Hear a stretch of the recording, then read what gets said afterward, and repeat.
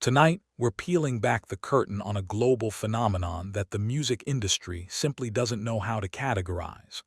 You've seen her on your screens, the hauntingly talented girl with the voice of a century-old jazz legend, standing completely barefoot on the world's most prestigious stages. But behind the viral clips of Angelina Jordan lies a trail of rejected multi-million-dollar contracts, mysterious disappearances from major competitions, and a legal battle that has the biggest broadcasters in Europe demanding answers. Is she a musical miracle, or a calculated rebel who refused to let Hollywood own her soul? The truth involves a secret pact made in the dirt of a third-world street, and a robbery on national television that still has millions of fans demanding justice. It's the one question that follows her everywhere. Why does one of the world's most successful young singers refuse to wear shoes? While most stars are fighting for designer sponsorships, Angelina Jordan walks onto the stage of the Dolby Theater with nothing but her bare feet hitting the floor. This isn't some quirky marketing gimmick designed to grab headlines. It's a solemn, heartbreaking promise made by a 6-year-old child. Years ago, while traveling in the Middle East, a young Angelina met an orphan girl who had no shoes, no home, and no hope. In a moment of pure, unfiltered empathy, Angelina took the shoes off her own feet and gave them away. They made a vow that day that Angelina would never wear shoes on stage until every child like her had a pair of their own. But as her fame skyrocketed, industry insiders began to wonder, was this childhood promise becoming a liability for her image? Or was it the very thing keeping her grounded in a business known for swallowing children whole? This barefoot rebel was about to find out that keeping your soul in the music industry comes with a very high price tag. But that was just the beginning of the mystery. How is it physically possible for a 7-year-old to sing with the pain and grit of Billie Holiday?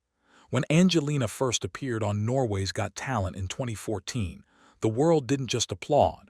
They were genuinely unsettled. Scientists and musicologists began debating the Prodigy Paradox, the idea that a child could express emotions they haven't lived long enough to feel. Some skeptics even floated wild theories about vocal manipulation, unable to accept that such a massive, raspy sound could come from such a small frame. But as she dominated the competition, a darker conversation started behind the scenes. Critics argued that exposing a child to such heavy, soul-crushing, jazz themes was a form of emotional exploitation. Was she being pushed too hard, or was she truly a reincarnated talent as some fans claimed? The pressure was immense, yet Angelina seemed unfazed, moving toward a global stage that was waiting to test her limits. And what happened next would leave the entire United States questioning the validity of reality TV competitions forever. Millions of people watched her Bohemian Rhapsody on America's Got Talent, The Champions, and then it simply vanished.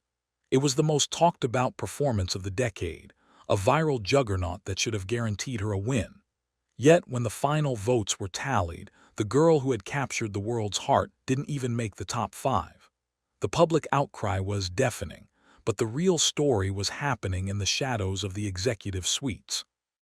Rumors began to circulate that Angelina and her family had turned down a 360-degree contract with the powers that be, a deal that would have given the label total control over her music, her image, and her life. Shortly after, her most famous performances started being scrubbed from official channels. Was this a technical glitch, or was it a strategic blacklisting of a talent who refused to sign on the dotted line?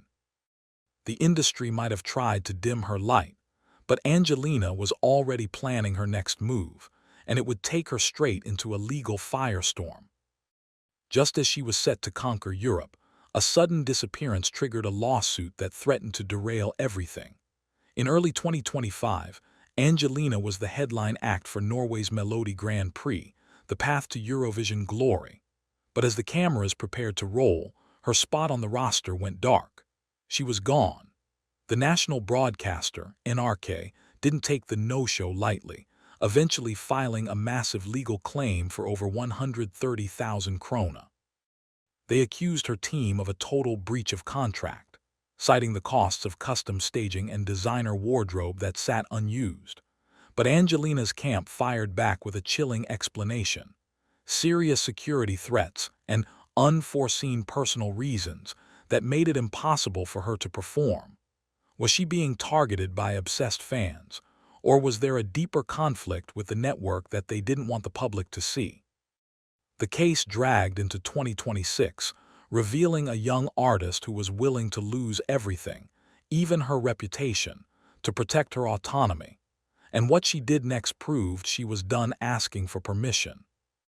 Leaving a major label like Republic Records is usually considered career, off-feeing yourself. But for Angelina, it was a rebirth. By the time 2026 rolled around, she had officially cut ties with the industry giants to become a fully independent artist. She traded the glossy, overproduced pop sound for the raw, poetic storytelling found in her new albums, Secret of the Soul. But life in the Hollywood Hills wasn't all glamour. Reports surfaced that her family was deeply affected by the devastating California fires, adding another layer of trauma to an already high-stakes career move. Fans began to notice cryptic messages in her lyrics, seemingly aimed at the suits who tried to mold her into something she wasn't. She was finally free, but being an independent artist in a world run by 3 major labels is a dangerous game. Could she survive without the gold that everyone else was chasing? It was a gamble that would either make her a legend or leave her as a cautionary tale of what happens when you tell the industry no. In the end, Angelina Jordan remains a riddle that the music world can't solve. From the dusty streets where she gave away her shoes to the high-stakes courtrooms of Europe, she has stayed true to a version of herself that many find impossible to maintain. She has faced industry blacklisting, legal threats, and the immense pressure of being a child prodigy, all while refusing to conform to the standard pop star blueprint. As she enters this new era of 2026, one thing is certain: the Barefoot girl didn't just conquer America, she conquered the system itself. But in a world that values profit over poetry, how long can she remain the master of her own fate? Perhaps the secret isn't in her voice at all, but in the courage to walk away from everything just to keep a promise.